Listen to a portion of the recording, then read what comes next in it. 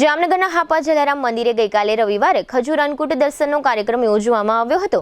જામનગરના હરિદાસ રૂગનાથ બદિયાણી પરિવાર દ્વારા આ ખજૂર અન્નકૂટના યજમાન બન્યા હતા, જેમાં પરમ પૂજ્ય જલારામ બાપાને અને ગિરિરાજજીને 15 પ્રકારના ખજૂરનો અન્નકૂટ ધરવામાં આવ્યો હતો, તેમજ અહીંની ગૌશાળાની ગાયોને પણ આરોગવાયો હતો।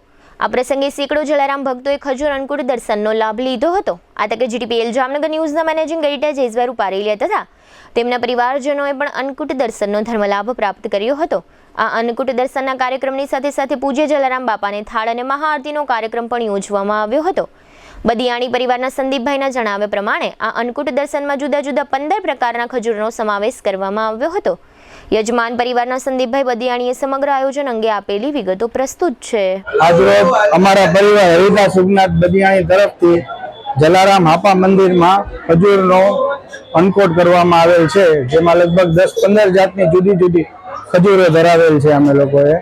અને અમે એવું કહીએ કે બાપાની ઈચ્છા થાય તો દર વર્ષે અમારા તરફથી અમે આ સેવા આપી શકીએ।